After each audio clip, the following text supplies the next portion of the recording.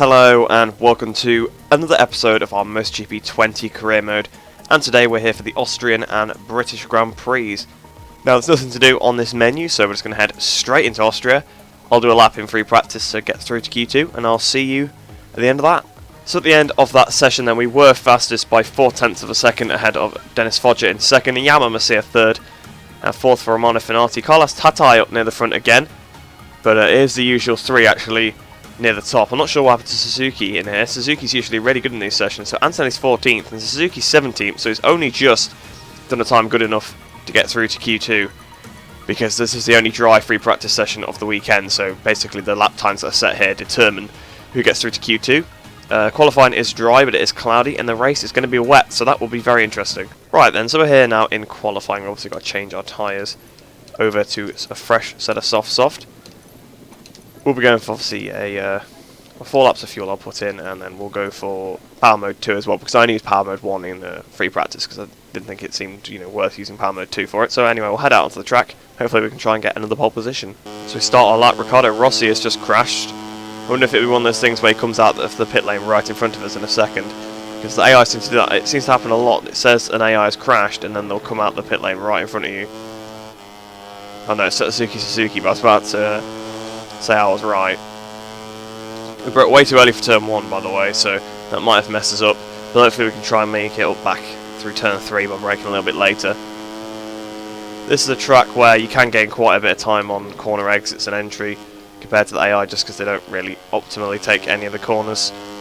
Mainly just usually where they get the power down, on the lines they take don't allow them to get the power down as early. I think I remember on MotoGP 19, this was one of the circuits where I got a pretty good win, even though the AI were way faster on the straights on that game, so that made Moto3 career much harder. It was annoying, it was frustrating because it was unfair, but it was more difficult, so I'll give Milestone that. They made a pretty difficult Moto3 last year. There's a crash up ahead. Good job the yellow flag rules don't actually apply, they just tell you there's been a crash in this game.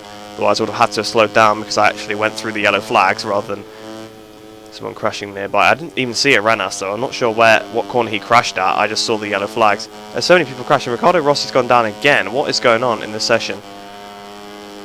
The AI have no idea what they're doing, do they? Through the last corner. We've done a little bit of a track extend there actually. This is the last corner anyway. That was not. Again, we've gone off a little bit. Oh, we've almost crashed on that. That was the karma there for going a bit wide. So 1:37.1, I think that's similar to what we did in free practice. So I'll fast forward a little bit later into the session, but I don't know if that will be pole, because obviously we did go wide and lose quite a bit of time. I didn't intentionally see the trailer miss, I just made a mistake. In the end it didn't particularly matter, we were still on pole anyway by 0.6 of a second ahead of Finati in second. One of these weird grids again with Arenas third, 4th for Agora, 5th for Foggia, 6th for Yamanaka, 7th for Alcoba, 8th for Masia then. Where is Suzuki? So Anthony 13th, and Suzuki's down as 17th. Maximilian Koffler, I don't think I've seen him get through to Q2 yet, so it's a pretty good job for him. Where did Ricardo Rossi qualify? Is he even on the list?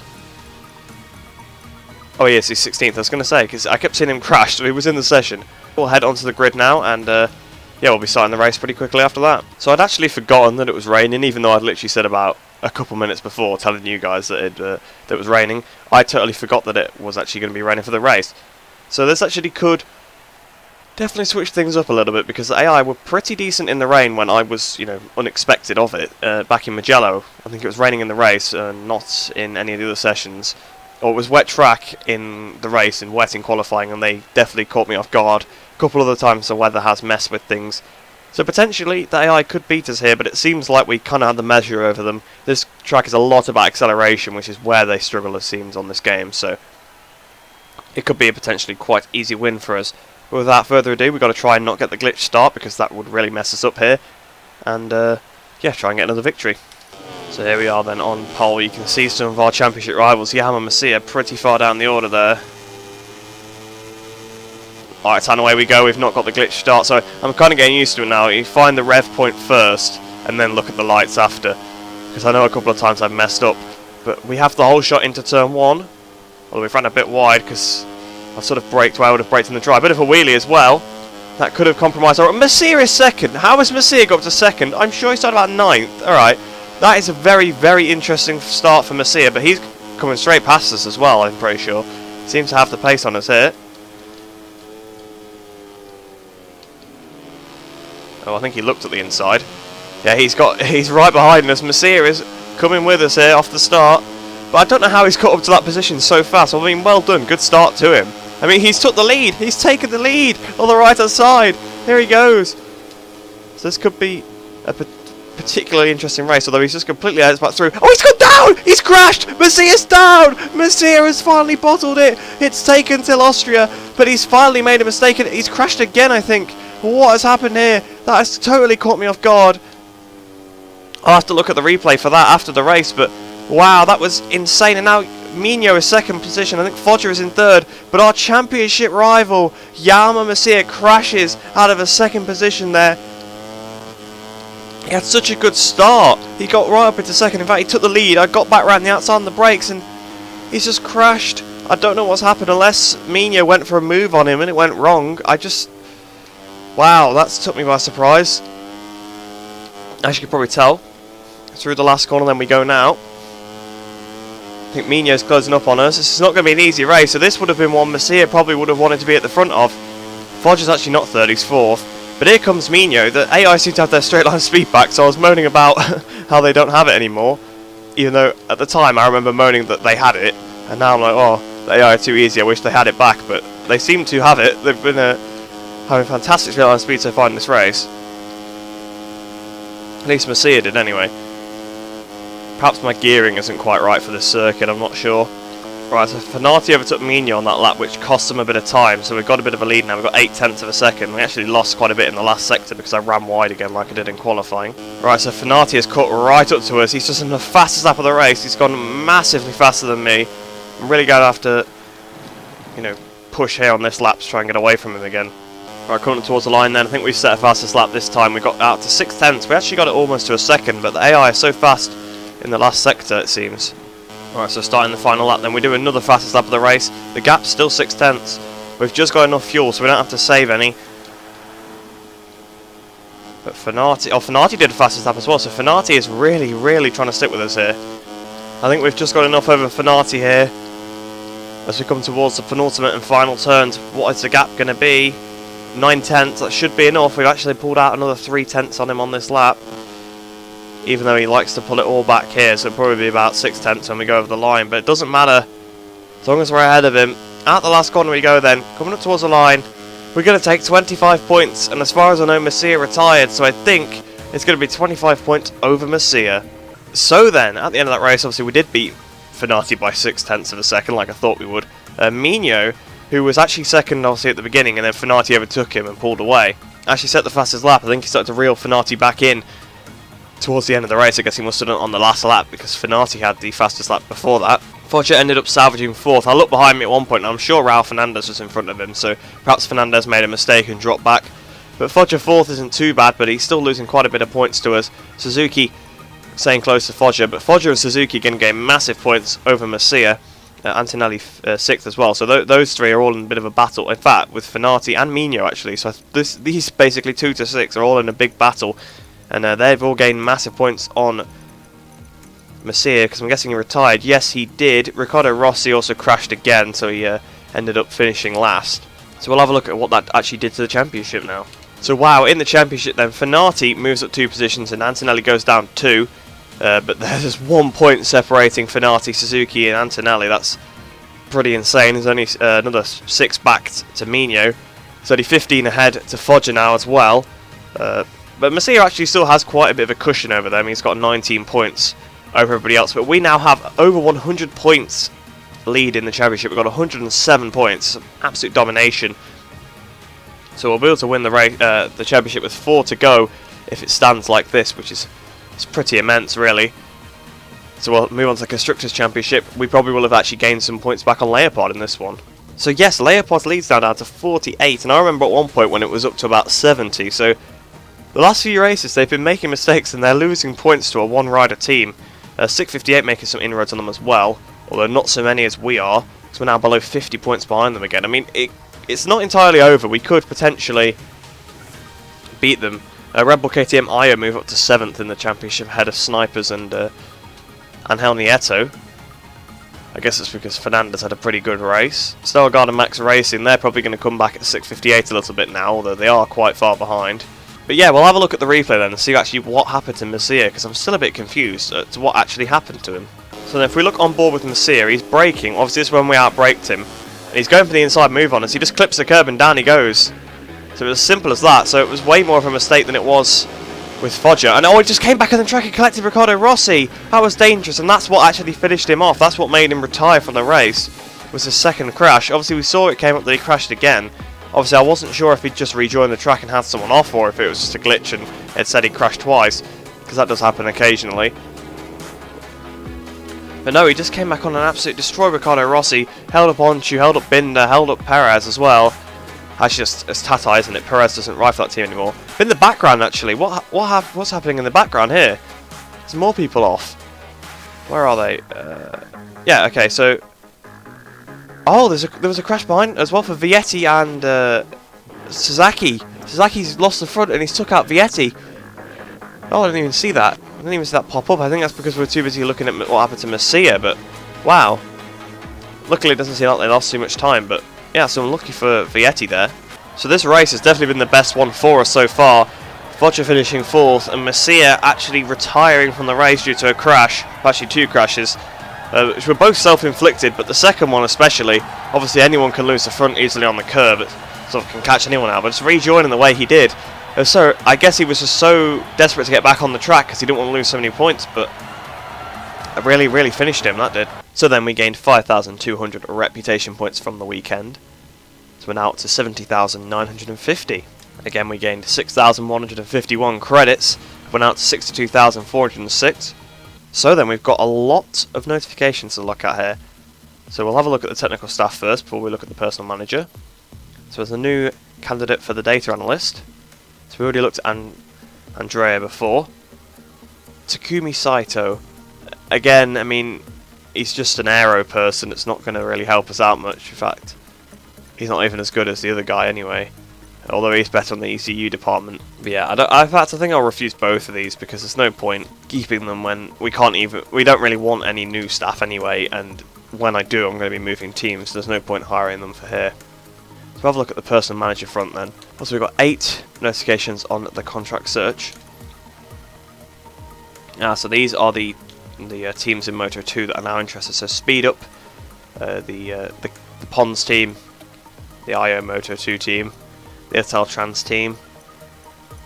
I think all of them are interested now, is that right? No, so still Skyvr 46, the Intact GP and the Mark VDS are not interested. And obviously a lot of the other teams are not so interested either. Let me know what you want us to do for next year. Do you want us to sign for an official team, or do you want us to keep going with one of the fake teams? Obviously, it'll be interesting either way, because I'm pretty sure it's the same. I think the only difference is that you don't have a custom livery, which obviously isn't a big deal to me anyway, especially. But do let me know what you guys want to see. Obviously, you're the ones watching the series, so I do want to know your input. So we've also got a new candidate for the personal manager as well, so we'll have a look at that. Alberto Fernandez. Yeah, you don't seem much better. Like, obviously you can search for them better, but you're also way more expensive. I definitely can't afford you. So then the engine is still in development for 1 more week, so we'll advance that 1 more week. So we're now here for Silverstone, but obviously we've actually got another technical staff and management thing as well. So another candidate for the data analyst. An electronics guy and a slightly better frame guy. Yeah, I'm not particularly interested in that, so we'll refuse that as well. Yeah, we'll look at the research and development, then we can start upgrading the engine even more then. So the final upgrade for the engine to put on. Why is this... oh, is there 2 more to put on? Yeah, there is. There's still 2 more to put on, so we'll put on this number 2 here then. How long will that take? 3 weeks, that one. And then we can put afterwards onto this upgrade, and that will be the engine fully upgraded once we put that one on. I was thinking that we'd already put it on because it was blue, but actually no. Oh, wait. Oh, it says developed. I'm a bit confused. It says it's a developed upgrade, but it doesn't say it's installed. Okay, I'm not really sure what's going on with that one, but we'll have a look at buying that. Oh, I just got to press A to install. Oh, I can pick one or the other of these. Okay, so I can't have both. Is that the same with the frame? Yeah, it is. Oh, okay, I didn't even notice that. So really I should have been picking which one I wanted. So I want better fuel consumption. Yeah, I want better fuel consumption. So I actually wasted time and development points on upgrading some of that. Okay, that makes more sense. And I don't know if that was ever explained to me. But good job we'd already upgraded that part there. So this is the last engine upgrade then. So then we'll head into the British Grand Prix, and I'll see you at the end of one of the free practice sessions when we've done the time to get through into Q2. Right then, so at the end of that session we were fastest by a whole second, which I suppose it is Silverstone, it's a pretty long circuit, so 1 second you can pull that out over the whole duration. But it seems to be weird again, because Jeremy Alcoba 2nd, Masia 3rd, Masia 4th as normal, Carlos Tatai 5th, Iagura 6th. So it seems like all of a sudden the simulations for the free practices have changed again, because now Suzuki is no longer getting second in all of them. Suzuki's near the back in all of them, and Jeremy Alcoba and Rusai Yamanaka and Carlos Tatai and Iagura are doing well. But then in the races they get just dropped, which makes absolutely no sense. I'm a bit confused by this, but oh well, I suppose. But anyway, we'll head into qualifying now, and hopefully we can try and get another pole position. So then we're here in qualifying. We'll put on a fresh set of tyres. We'll put in 4 laps of fuel. Actually, putting in 5 laps of fuel was filling the tank in this race, so that means we're going to be very, very marginal on fuel then, I'm guessing. Obviously, because it is quite a long circuit. Not sure how long the race will be. Probably 4 laps for a guess, but it could be 5. But anyway, we'll head out onto the track now, and hopefully we can get in the pole position. So hopefully we should be able to go quicker on this lap than we did in practice. Obviously we've got power mode 2, and also Fodger got in my way a bit, which actually gave me a bit of damage, so hopefully we should have all the ingredients to be a little bit quicker in this session. So we go towards Copse Corner. Ran a little bit wide through it. In fact, yeah, we've gone pretty wide. Did that a lot better in practice. As we go towards the Maggots Beckett's complex now. Oh, the bike really shook as I flicked it over then. The rear is trying to step out massively. Through turn 5 then, so we're obviously going fastest because no one's done a time yet. We've got 2 laps of fuel remaining, the game is warning us, but we're just doing a qualifying lap, so I'm only doing 1, so it should be okay. Those Michelin logos look a tad stretched on that bridge there, but oh well. As we approach Stowe now, the playing bumper cars corner. See, that's an F1 reference if you didn't understand it. So we go into Vale now. I've gone in way too hot into Vale. Through turn 9. Through Club now. Onto the international straight. Well, actually, this is the international straight, because MotoGP use the national pit straight, don't they? Through Abbey Corner then, which is turn 1 in the Formula 1. Variant of this track, well, it's the same. They just start at a different point. They start finish straight because the paddock complex is more suitable for them. Through Village. You're flicking the bike over into the loop, and then Aintree's up next, and then it's into CC. I know a lot of the corner names because it is Silverstone, so it's obviously the British GP. So through Aintree, we come down the straight towards Brooklands, and then it's the Luffields and then Woodcut. So we're going down the straight towards Brooklands Corner then. I broke way too early for that one. Through Brooklands, flicking the bike over then, down into first once again for Luffield. Getting on the power nice early, try and cut back a little bit, try and get the best exit we can. Obviously want to do a bit of a Rins, get a really good exit and sort of just ride up the inside of someone through Woodcut here. Here we go towards the line. Well, 2:13.4, which was very, very similar really to what we did on the lap in free practice, so perhaps it was a little bit better. I think I was a bit more cautious on this lap because I didn't want to invalidate. But anyway, we'll head back to the pits now, and hopefully this is good enough for pole position. Well then, at the end of the session it was good enough for pole, but wow, Fenati, 0.6 of a second off, and the next guy's 1.2. So he had 0.6 over the rest of the field, which I had over the rest of the field. So Fenati, in this episode, seems to be amazing. It's like Suzuki had that weird resurgence a couple of episodes ago where he was getting second and beating Masia and beating Fodger, whereas before that they'd been the fastest 2 AI. But now it seems like this episode, Fenati, Alcoba and Arenas are the ones that are really stepping themselves up. I mean, Fenati's delivering the race as well, but Suzuki's 18th. I don't know if there's been a patch maybe between the last episode and this one that's changed the rider performance a little bit. I don't know, but it does seem a little bit weird that all of a sudden Now, Fenati's a bit better again, although Fenati's been quite good all season. He's been pretty much there or thereabouts. He's had a couple of races where he hasn't done so well, and he crashed once as well, although all of my main rivals have crashed once now, except Antonelli, although he might have crashed in one of them. So yeah, we'll head into the race now. We'll head onto the grid, and then hopefully we can try and make it a win here at home. So then, down on the grid, and Jeremy Alcoba has really been delivering some top-notch performances in some of these sessions, especially in qualifying. He's been really qualifying well. Aranas has been putting the bike in some good positions as well as of late. I mean, he's been on the front row a few times, although Aranas has been sort of popping it up randomly on the front row since about Termas, so he's sort of been there doing that the whole season. Every so often gets on the front row but then drops back in the race. So it is a 4-lap race. I was correct, we've got 4 laps of fuel on board, so it shouldn't take too long. Hopefully we can try and pull out a bit of a gap. I know it's not the most interesting race for you to watch, but obviously for me that's obviously that's why I want to win the championship, but it would be nice also to have a bit of a battle with Fenati, but it seems like we've got quite a bit of time over the AI this time. We're going to have to watch out for Masia in this race, because he's going to be desperate to try and make up for the mistake he made last time. Well, the 2 mistakes actually he made, wasn't it? We're waiting for the lights to go out here. Lights and away we go. We've not had the best launch off the line, I don't think, but it's not been too bad. Fenati sort of pulled alongside us towards Cops. We'll have to hang it around the outside. We've got it through. So we're into the lead here for my home race. Under the Singer sign. 3 Maggots. 3 Beckett's. Oh, we're going to have a penalty for that. No, we're not, apparently. I've done a massive wheelie, but that's not how... Oh, Masia is back up to second. So, yes, like I said, we've got to watch out for Masia. We know he's going to be wanting to make up for that mistake he made in the last race. I've just made a pretty big mistake, but not a crash. Looks like Foggia is in 4th place as well. So the Leopard boys not happy about their lead in the Constructors coming under 50 points now, especially to a 1-rider team. But obviously if they do keep making mistakes, like... I was about to say who's that, because I thought I was Darren Binder for a start. It's Romano Fenati. I just saw a bit of a fluorescent colour and thought it was the green of the CIP. I was thinking, where has Darren Binder come from? But no, it was Romano Fenati still. I think Masia is going to come up the inside of us here, actually. No, I just heard his engine. I thought he was probably going to try and come up the inside. You can't actually tell because there's no proximity arrows, of course, in this game.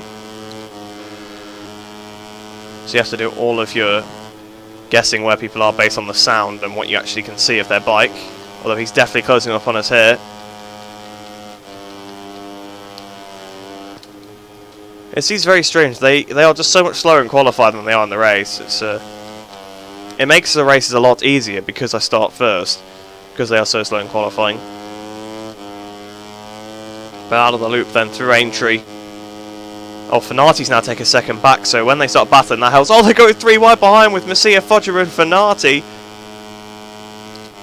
I'm not sure what they are doing. They are taking lumps out of each other, just allowing me to get away. You think they would all want in their best interest to stop me from getting away, because every time they've done so, it's been much harder for me to win, although I still have won all the races except Jerez. Of course, they probably want to get in front of me, give me some damage. That's probably what they want to do. Fenati's re-overtaken Masia again. But Fenati, yeah, he's really had a resurgence in this episode. It's so strange. The riders keep going through these patterns where they are just better. The only riders that have been sort of there the entire season have been Foggia and Masia. I mean, Fenati's sort of been there or thereabouts. Sort of similar with Suzuki, but he was always fast in the practice sessions and could never, hold it up in the race. And then he started doing it in the race as well, and then he's just dropped back again. And he's also dropped off in the practice session, so quite what's happened to him, I don't know. But Fenati seems to have got a bit of a second wind. I mean, he's finished second quite a few times. In fact, he crashed out the lead, obviously, at Catalonia, so he's sort of been competitive the whole season. But he seems to have had the edge over the Leopard boys now. So over the line at half race distance already, 2:14 on that lap. We've got a 1.2 second lead over Fenati in second place. Masia third, Antonelli fourth. So Antonelli beating Foggia. It's going to help him out in his championship hunt. And Fenati, really, if he gets another second position, he's really helping himself catch up to Foggia. He could definitely have a go at third and maybe even second in the championship here. We're coming over the line then to start the final lap of 13.9. Well, 2.1 seconds to Fenati, so it looks like we've got the race in the bag here. It's actually a couple of packs of riders behind us. It's just the sort of 4 guys behind us, the 2 Leopards, Fenati and Antonelli, in a bit of a train of their own. So we've got the pace over them, they've got the pace over everybody else. The other train being led by Mino. through the final corner then, coming up towards the line. We're going to get another win here, and a win at home for me at the British Grand Prix. So then, in the end, we won by 2.2 seconds. So the AI's pace wasn't quite as bad as it was in qualifying, but still easy to get away ahead of Romano Fenati in second, Masia in third, and fourth for Antonelli ahead of Foggia in fifth. But Fenati's really staking a claim on this potential third in the championship, because he's outscored Foggia by a pretty decent amount of points once again. Obviously, we've outscored Masia by another 9, so we're going to be 116 in the lead now. Yeah, so we're 116 in the lead, and yeah, Fenati is only 6 points behind Dennis Foggia now, so it's really, really hotting up with those guys. Not many points separating them, so 3rd to 7th are separated by 23 points, so it's really anyone's game, because a crash and you're all over. Really, obviously I know they're probably not potentially going to pick up the full 25, but they could easily pick up a 20. Masia's on exactly 200 points, that's quite interesting there. But Foggia is 3rd place, is under threat from Romano Fenati now. And Antonelli moving back ahead of Suzuki again. Those guys in the 658 team are really swapping places sort of every race now. So Leopard Racing still only lead the championship by 50 points. I mean, it's a massive amount to lead a championship by, I'll be honest, but obviously they had it around 70 before. It did drop under 50 in the last race, but it's now exactly 50 points. If Foggia keeps letting them down, I suppose, with the 4th places, it's well, actually he got 5th in that race. If he keeps losing a lot of points to me, then it could actually get quite close, but I don't think I'll ever be able to claw back 50 points on an entire team, but who knows, who knows. Obviously Masia let them down as well in the last race by getting nothing. At least when Foggia crashed, he still got them a point, which is also always crucial. 658 are already 16 points behind me, so if anyone's going to take them down, it's probably 658, but you know, anything can happen in this championship yet. But no, we'll head into Parc Ferme now, and then into the career hub, and we'll end off the episode there. So pretty easy victory then, once again, here in Silverstone, just leading from the pole. The AI seem to really struggle once you get a bit of a gap over them. But yeah, that just continues our race winning streak. Every race except Jerez, obviously we've won pole position, every race except Kimi Ring. So there's only, you know, had a couple of blips, and we still won at Kimi Ring, so the pole position doesn't really count. But we've actually been on the podium for every race, so you can't really beat that consistency. It's like Marquez in 2019, really. So that weekend then we gained 5,200 reputation points, which brings us up to 76,150. And as per usual, we gained 6,151 credits, which brings us up to 68,557. Right then, so there's actually no notifications on this screen, so that's where we'll end off the video. I hope you have enjoyed this episode. Obviously there was a lot of excitement as per usual. Another crash for another championship rival. Masia, now 116 points behind in the championship hunt. He's really, really out of this. This is definitely going to be our title now. So if we have a look actually at the calendar, we may as well. So we've got Misano, Aragon, Chang, Motegi, Phillip Island, Sepang, Valencia. So we've got 116, which means we can win it with 4 races still to go. So we can actually win it at Chang. So within the next 3 races, we could actually wrap up the World Championship. But it's very possible that obviously with 116 points lead, we could actually wrap it up with 5 races to go. So with Chang, Motegi, Phillip Island, Sepang, and Valencia, we've actually got 2 races to do that in. So if we win the next 2 races, we win the World Championship. That is actually the stakes we've got now. And of course, if we just win a race and Masia comes 3rd in one of these, we just have to make sure we equal his points or outscore him, and then we win the championship at Aragon. It's actually come around a lot quicker than I thought, so it's actually looking like we can win the championship in the next episode potentially. So I hope you are looking forward to that one. The engine's almost fully upgraded, and I think it will be fully upgraded by the end of the episode next time. So like I said, I hope you did enjoy that one. Hope you enjoyed the rest of your day. Hope you're all staying safe, and I shall see you in the next video.